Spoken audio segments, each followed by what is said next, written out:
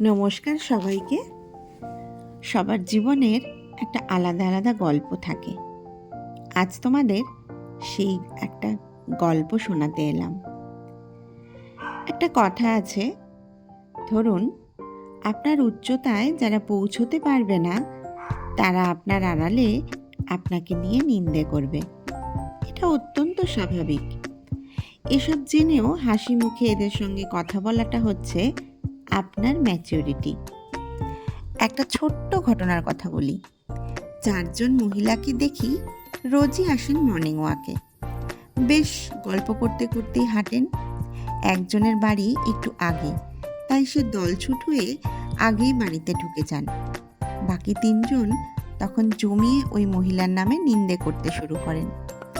যেমন চাকরি করে বলে মাটিতে পা পড়ে না, তাও যদি সরকারি চাকরি হতো তাহলে কি করতো কে জানে।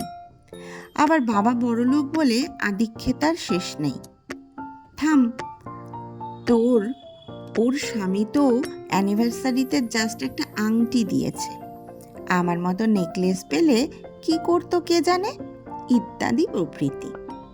আজ দেখলাম আরেকটি মেয়ে ওই দলছুট মহিলাকে ধরে বলছে, বৌদি জানো তো, তোমার চলে যাবার পরে ওরা তোমার নামে অনেক কথা বলে, আমি নিজে কানে শুনেছি।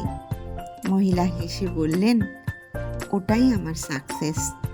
ঠিক তাই, ওটাই আপনার সাফল্য। এই যে আপনাকে নিয়ে আলোচনা হচ্ছে, তার মানেই আপনি গুরুত্বপূর্ণ। এটা জেনেই মিশুন যে আড়ালে এরা আপনাকে নিয়ে দুটো কথা বলবে।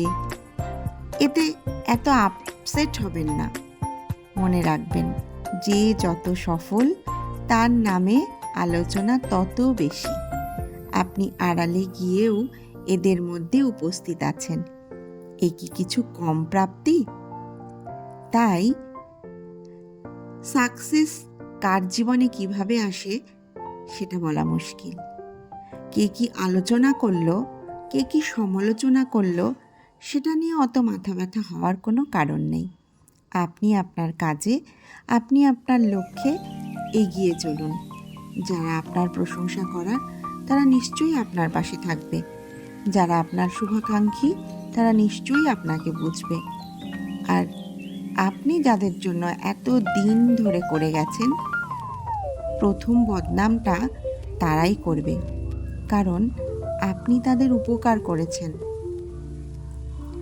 কারোর কাছ থেকে কিছু পাবার আশা নিয়ে যদি আমরা বসে থাকি, আমাদের মনে তখনই আসে অনেক পরিমাণে আঘাত।